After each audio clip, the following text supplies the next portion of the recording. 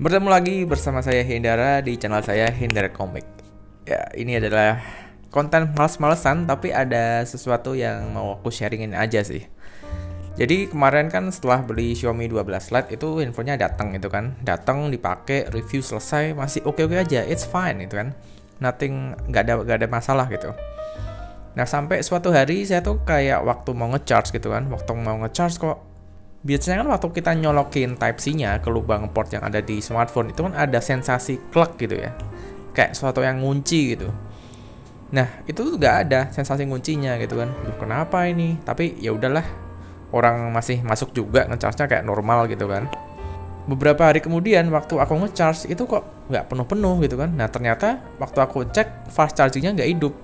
Nah, waktu aku angkat handphonenya, posisi masih nyolok di Type-C-nya, masih ngecharge gitu kan. Itu bisa mati hidup gitu kan. Waduh, ini kenapa ini? Nah, saya cek nih port Type-C-nya, saya centerin gitu kan. Saya centerin pakai kamera makro di Poco F4 gitu kan.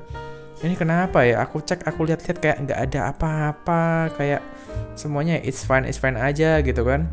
Tapi ya itu jadinya sulit waktu ngecharge gitu. Kalau kita goyang dikit dia kayak lepas gitu kan, kayak nggak ngecharge.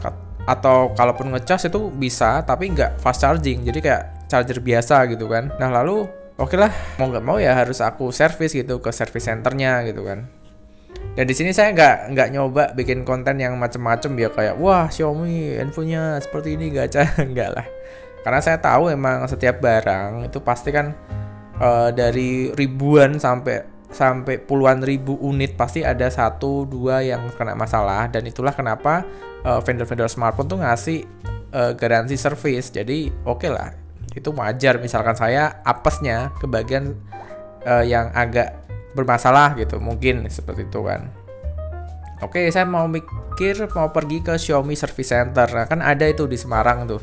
Nah, tapi mau ke Semarang lagi gak ada waktu, terus juga ada perbaikan jalan yang macetnya tuh luar biasa panjang saat ini. Jadi saya mikir-mikir nih, aduh gimana ya mau servis ya. Akhirnya saya pergi ke Xiaomi di kota saya gitu kan. Terus saya tanya, "Mbak, ini saya mau nyoba servis nih, gimana ya?" "Oh, Mas, di sana Mas, di Taman Bojana," gitu kan. Kalau kan di Kudus itu di Simpang 7-nya itu ada yang namanya Taman Bojana gitu, kayak ruko-ruko gitulah. Nah, saya sih sebetulnya santai aja ya sama masalah ini ya. Nggak terlalu takut, nggak terlalu gimana-gimana. Soalnya cuma sebetulnya sih kayak hal sepele aja seharusnya ya.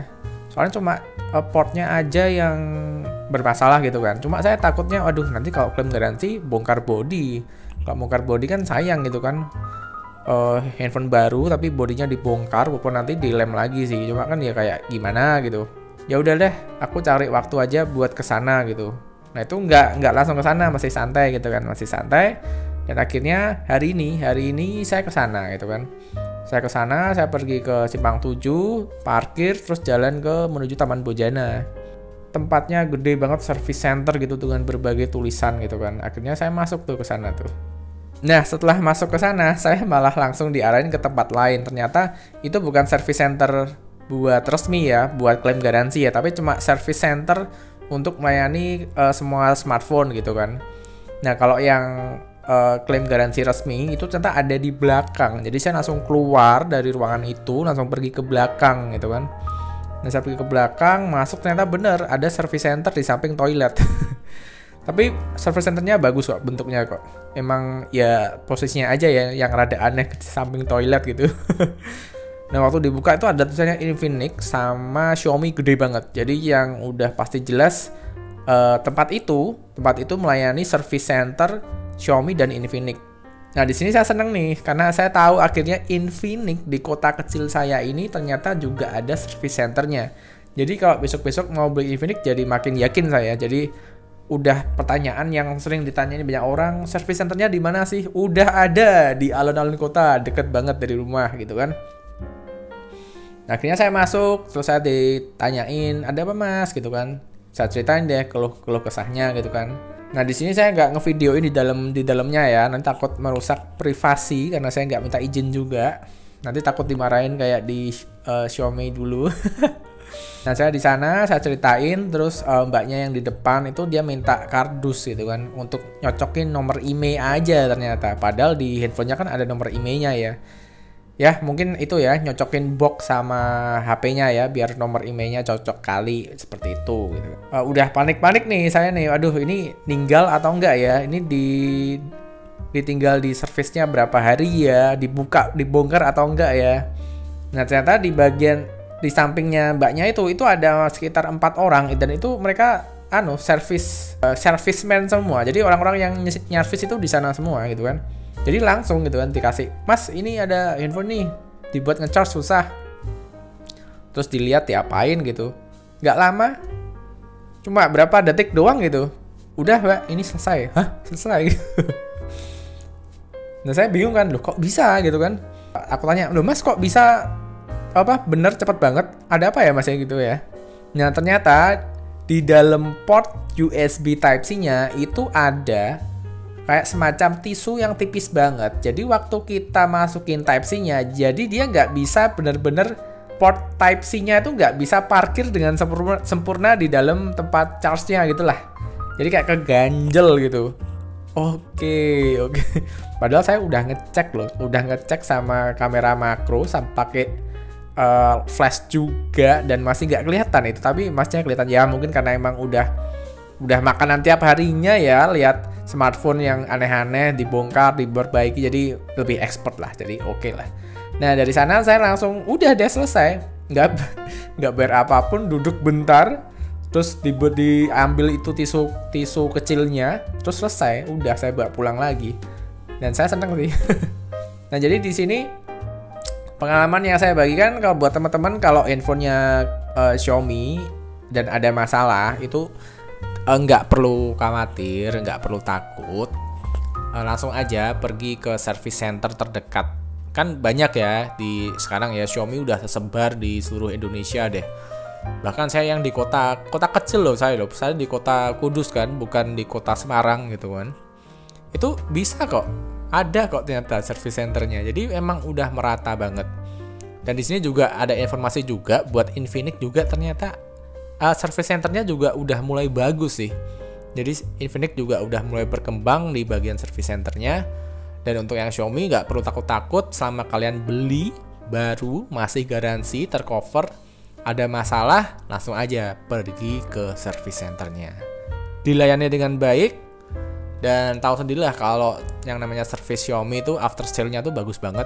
Di grup-grup di Facebook saya tuh sering baca banget, dari yang Poco X3 Pro diganti Poco X3 GT baru, Mi 10T Pro matot diganti Xiaomi 11T Pro baru. Jadi kalian service malah dikasih upgrade gratis pula. Kurang enak apa lagi gitu kan. Nah itu tapi emang kasus-kasus ketika misalkan spare partnya udah habis atau stok penggantinya udah gak ada, nanti kalian akan biasanya selama 1-2 tahun ini yang saya baca di grup-grup tuh malah langsung di-upgrade ke seri atasnya tanpa biaya apapun selama kalian masih dalam masa garansi. Jadi dengan berbekal itu, memang dari kejadian kemarin saya sih waktu kena pertama kali udah ya udahlah ke service center. Tapi saya nggak mikir macem-macem kayak Xiaomi handphone gacha itu, enggak ya. Soalnya nggak ada yang namanya handphone gacha. Remember that. Kalau ada handphone yang bermasalah di luar sana, itu memang wajarnya seperti itu. Dari tiap ribuan unit pasti ada beberapa yang bermasalah. Karena itu ada service centernya. Cuma memang saya akui, di merek Xiaomi ini, orang-orang kalau kena masalah, dia akan dengan sukarela, genggam gempita, mereka akan ngefotoin, ngevideoin, langsung disebar di semua grup. Dan orang-orang yang mengetahui hal itu dengan senang hati akan mengingat dan menyebarkan berita itu di kolom-kolom komentar, di IG-nya Xiaomi, di IG-nya grup-grup yang lain. Seperti itu. Padahal kalau ada brand yang lain, penggunanya itu nggak sampai kayak gitu sih. Kalau ada rusak ya udah di service aja gitu. Nggak sampai difoto, disebarkan, sampai mengeluarkan kata-kata negatif. Jadi segitu aja pengalaman yang saya bagikan hari ini. Pengalaman saya yang pergi ke service center. Dan masih sampai sekarang pelayanannya bagus banget. Dan saya hingga detik ini saya nggak pernah ngeluh tentang pelayanan service center dari Xiaomi. Jadi waktu saya beli handphone dari Xiaomi selama masih dalam masa garansi, saya sih pede-pede aja, saya merasa aman.